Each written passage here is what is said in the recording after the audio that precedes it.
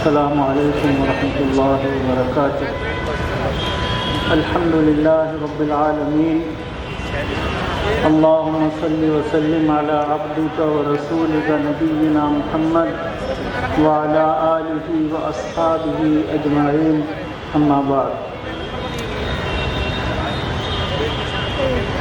صدر مجلس، حضرات علماء کرام، بزرگوں اور نوجوانوں، مرکزی جمعیت اہل حدیث ہند کی جانب سے آج یہ کانفرنس منعقد ہو رہی ہے، جاری ہے دلی کے رام لیلا میدان میں۔ احترام انسانیت اور مذاہب عالم، اس عنوان پر آپ جانتے ہیں کہ آج پوری انسانیت اس کربناک دور سے گزر رہی ہے۔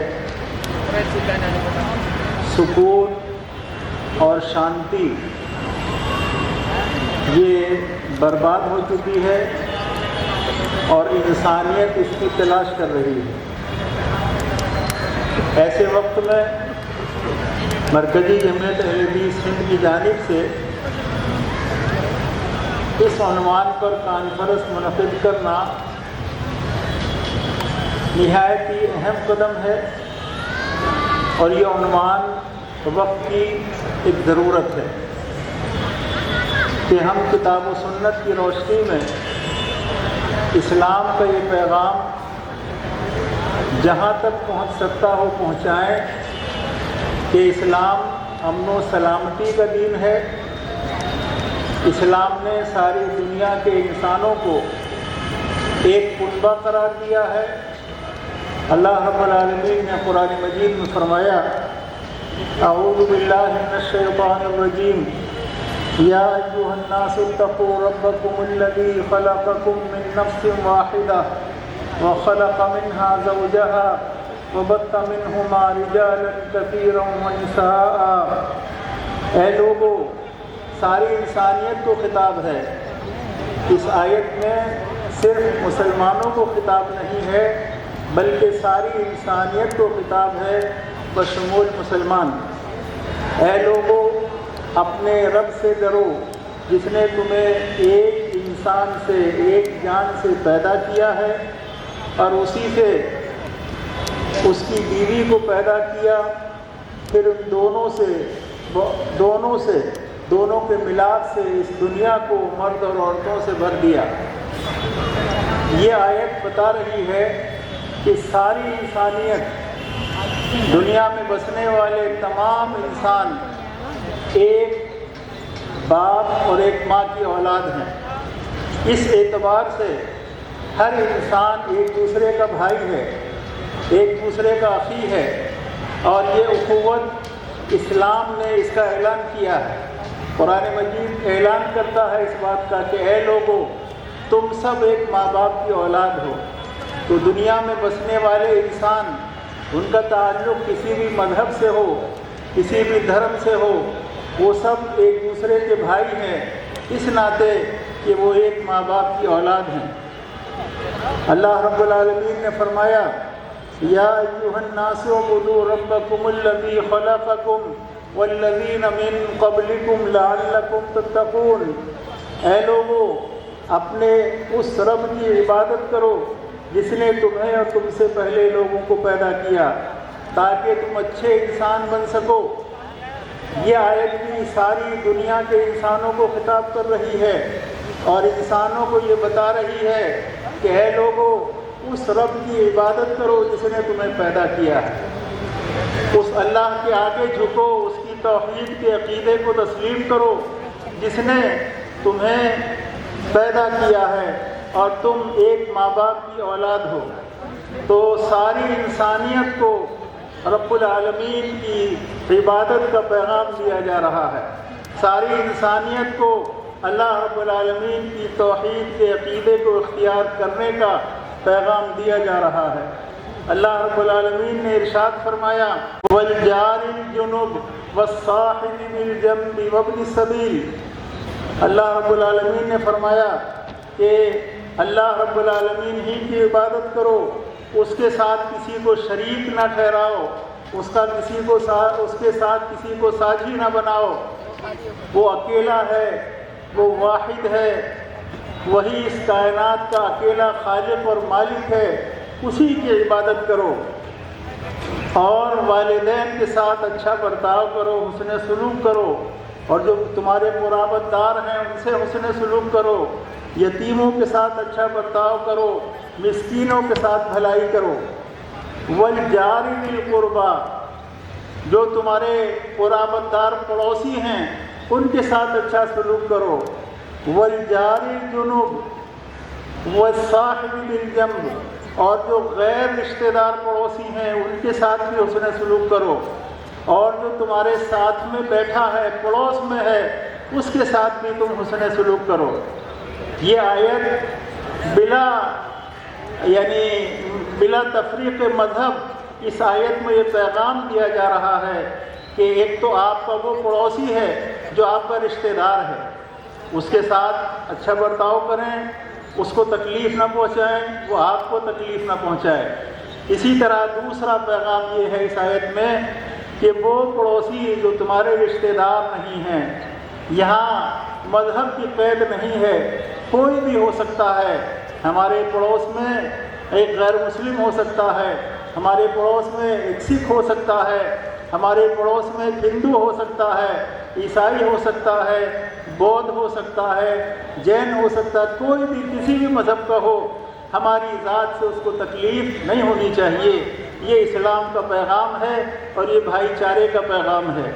اسی طرح اللہ تعالیٰ نے اس آیت میں یہ بھی فرمایا کہ جو تمہارا ساتھی ہے، ساتھ بیٹھ رہا ہے، ساتھ چل رہا ہے، یعنی ٹرین میں آپ کے ساتھ ہے، ہوائی جہاز میں آپ کے ساتھ ہے، رکشہ میں آپ کے ساتھ ہے، آٹو میں آپ کے ساتھ ہے، ٹیکسی میں آپ کے ساتھ ہے، اس کا تعلق کسی بھی مذہب سے ہو، اس کو آپ کی ذات سے، مسلمان کی ذات سے کوئی تکلیف نہیں ہونی چاہیے۔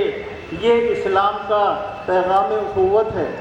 اسی طرح اللہ رب العالمین نے فرمایا وَلَقَدْ كَرَّمْنَا بَنِي آدَمَ وَحَمَلْنَاهُمْ فِي الْبَرِّ وَالْبَحْرِ وَرَزَقْنَاهُمْ مِنَ الطَّيِّبَاتِ وَفَضَّلْنَاهُمْ عَلَى كَثِيرٍ مِّمَّنْ خَلَقْنَا تَفْضِيلًا، یقیناً ہم نے آدم کی اولاد یعنی انسانوں کو بڑی عزت دی اور انہیں خشکی اور طری کی سواریاں عطا کی، اور انہیں پاکیزہ چیزیں کھانے کے لیے عطا کی اور روزیاں ان کو عطا کی، اور اسی طرح اپنی بہت سی مخلوق پر انہیں فضیلت عطا فرمائی۔ ساری انسانیت کے لیے ہے یہ پیغام، سارے انسانوں کے لیے ہے کہ ہم نے انسان کو، آدم کی اولاد کو تکریم دی، انہیں عزت دی اور انہیں ساری مخلوقات پر فضیلت عطا فرمائی۔ اسی طرح اللہ رب العالمین نے فرمایا من قتل نفسا بغیر نفس او فساد فی الارض فکأنما قتل الناس جميعا ومن احیاها فکأنما احیا الناس جميعا، جو شخص کسی کو بغیر اس کے کہ وہ کسی کا قاتل ہو یا زمین میں فساد مچانے والا ہو قتل کر ڈالے تو گویا اس نے تمام لوگوں کو قتل کر دیا۔ ایک بے گناہ کو قتل کرنا، ایک بے گناہ کا قتل ساری انسانیت کا قتل ہے۔ یہ اسلام کا پیغام ہے۔ جو دین یہ پیغام دے وہ دہشت گرد نہیں ہو سکتا، اس دین میں آتنکواد کے لیے کوئی جگہ نہیں ہے، ٹیررزم کے لیے کوئی جگہ نہیں ہے۔ اس لیے میرے بھائیوں اور بزرگوں، اللہ رب العالمین کا یہ پیغام سارے لوگوں تک پہنچنا چاہیے، اور فرمایا وَمَنْ أَحْيَاهَا فَكَأَنَّمَا أَحْيَا النَّاسَ جَمِيعًا، اور جس نے ایک انسان کی جان بچائی اس نے سارے انسانوں کی جان بچائی۔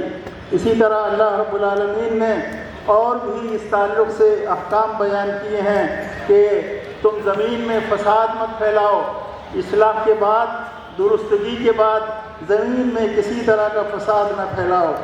اسلام نے ساری انسانیت کو یہ پیغام دیا ہے، یا ایھا الناس کہہ کے، یا ایھا الناس انا خلقناکم من ذکر و انثی وَجَعَلْنَاكُمْ شُعُوبًا وَقَبَائِلَ لِتَعَارَفُوا إِنَّ أَكْرَمَكُمْ عِندَ اللَّهِ أَتْقَاكُمْ۔ اے انسانوں، اے لوگوں، تم سب کو ایک مرد و عورت سے پیدا کیا گیا ہے۔ وہی بات دہرائی گئی ہے جو سورہ نساء کی پہلی آیت میں کہی گئی تھی۔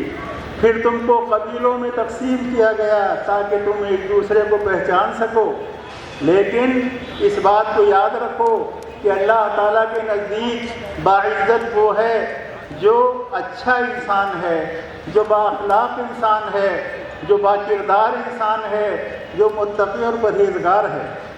اللہ رب العالمین نے اور رسول اکرم صلی اللہ علیہ وسلم نے جو ہدایات عطا فرمائی ہیں، جو ہدایات دی ہیں، ان میں جنگوں میں جب اسلام اور مخالفین اسلام کے درمیان جنگ و جدال ہو، ایسے موقع پر یہ بات بیان فرمائی گئی کہ کسی عورت کا قتل نہ کرو، بچوں کا قتل نہ کرو اور لاشوں کا مسئلہ نہ کرو۔ مسئلہ کہتے ہیں ہاتھ، پیر، کان، ناک کو کاٹ دینا۔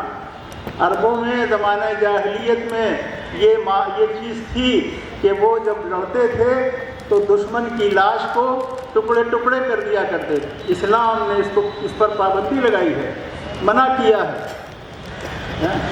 بس ایک حدیث اور سن لیجئے جس میں نبی کریم صلی اللہ علیہ وسلم نے عورتوں اور بچوں کو حالت جنگ میں قتل کرنے سے منع کیا ہے، اور وہ حدیث بھی یاد رکھیے کہ صحیح بخاری میں ہے 1312 نمبر پر، جس میں اللہ کے نبی صلی اللہ علیہ وسلم کے سامنے سے ایک جنازہ گزرا۔